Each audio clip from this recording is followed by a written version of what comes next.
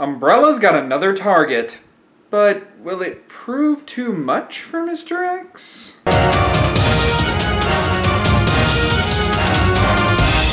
What's up everybody, StevDeS here. Having started this What If around Halloween, I think another holiday season would be kind of fitting to continue it. This is the closest thing to a crossover making sense on this channel.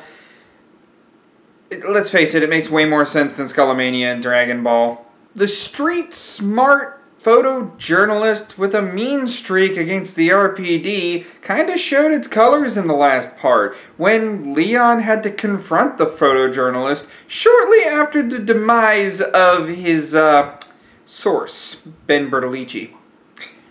Ben Bertolucci, thanks Schmidt. However, given the situation they're in, Frank's gonna need to up the charm a little bit in order to get on Leon's good side. But first, let's go ahead and talk about the recap.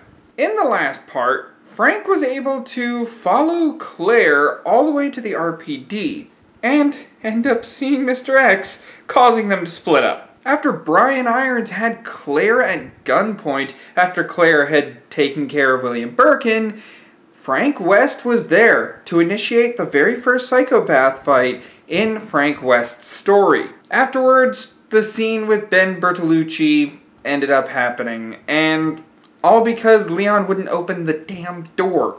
Besides, Leon actually didn't have the key for it, so they discovered that after. Just as the two began to butt heads, the bitch in the red dress shoot.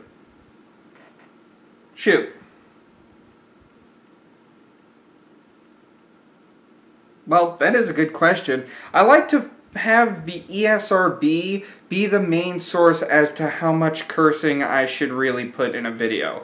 I'm not going to say Banjo and Kazooie, which that's a what if I have to get back to. I'm going to be like, yeah, let's keep... That sounded too much like Goofy. You get my point. Since I'm talking about Resident Evil here, and Resident Evil is a mature rated game, of course I'm going to let off an F-bomb or two. Oh, well, if we're talking Dragon Ball, I think that's rated T for teen, really. Well, where we left off, Ada had met the two in the middle of their argument, so let's get back into what if Frank West went to Raccoon City.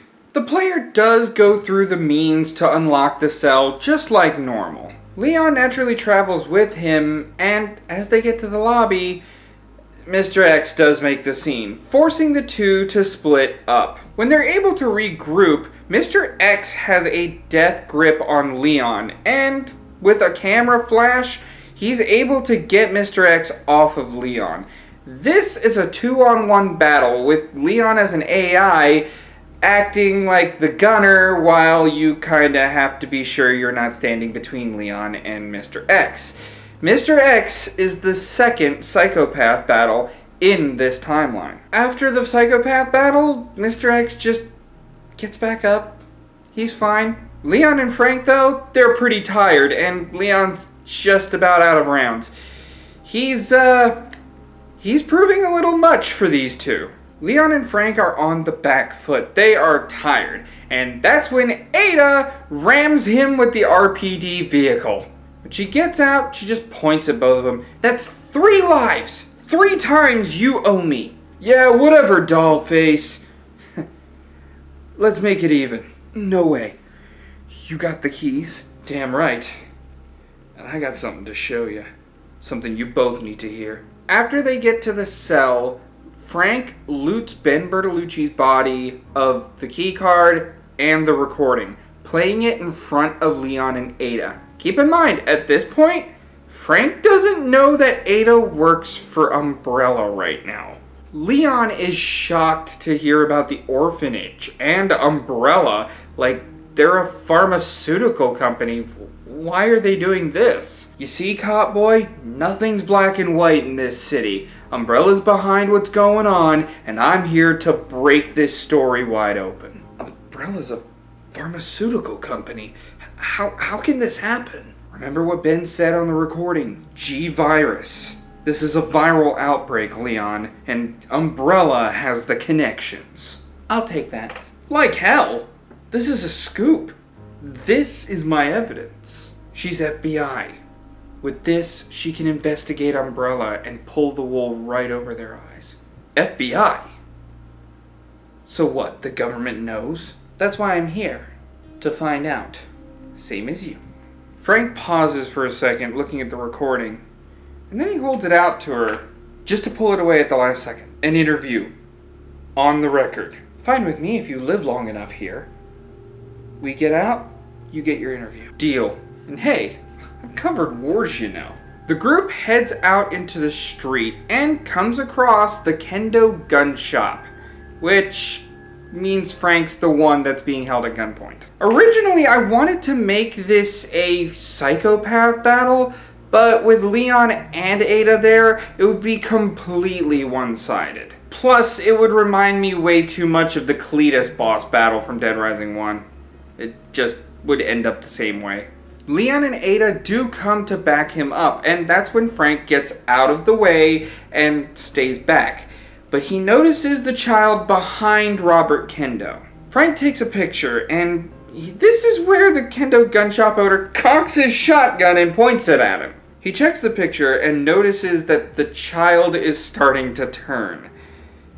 And he's got plenty of Zombrex. He can give him a dose or two. This is a player choice in Frank's story. Does he give the Zombrex or doesn't he? If he doesn't, I imagine the same thing would happen. He would back off, let the gun shop owner do his thing, and that whole scene plays. For the sake of originality in the what if, let's go with Frank giving the Zombrex shot to the child. Hey, hold on, guy. I got something. Get the hell away from my daughter!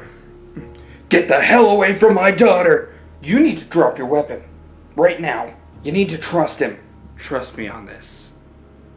I'm going through what your daughter's going through. This'll help her. I know it will.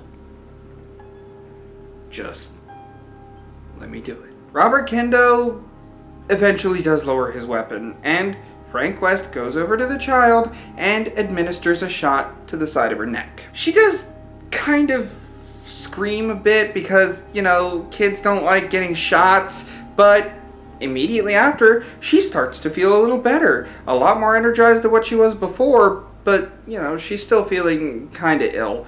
At that point, the child was just about turned. Frank goes to Robert Kendo and gives him a second shot. And don't worry, Zombrex is kind of functioning in a Resident Evil sort of way. Kind of like a key item. It never really runs out of ammo, but it has a limited number of uses. And once you use it all, you can still keep it in your inventory. Frank's got more than enough Zombrex. What matters is if you actually discarded the Zombrex or stored it. And then you don't get a choice, and the cutscene plays as normal. He tells Robert Kendo where he came from, and where he can get more Zombrex pretty easily. Perhaps start a new life, if he can get out of the city. It's up to him, but Fortune City does have people who have lost their homes, and they're able to do stuff in that city. Make a life for themselves, you know, make it work. Frank, Ada, and Leon take the route to the sewers, and it still happens in canon.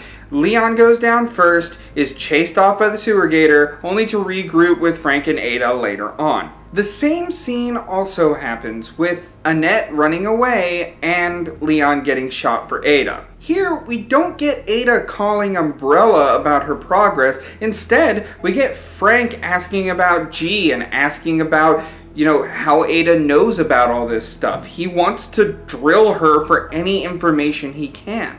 Ada can play this off, saying that they have evidence, you know, the casual evidence answer. What about that doc I snapped a pic of? You know, Annette Birkin. What's she got to do with this? She's the wife of William Birkin. My guess is he's the guy that made G.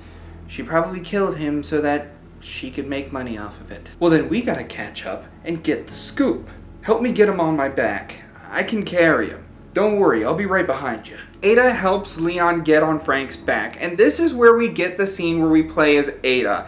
And that scene continues relatively normally. He does stop at the office where Annette Birkin is controlling the crane in order to attack Ada with it, and when Annette normally moves the crane sideways to attack Ada, instead she's tackled sideways by Frank, who notices that Ada is in trouble. Frank disarms her, and in all of this commotion, Leon comes to and realizes that Ada is wounded now. So he goes to go get Ada. Go! Lock the door behind you! Leon nods as we get the third psychopath battle in Raccoon City, Annette Birkin. Annette would be agile on her feet, being equipped with not only the acid gun, but a pistol, in case Frank gets too far away. Her deal is that she can't let Frank be in melee proximity for too long. After the fight, Frank was able to knock Annette Birkin out, and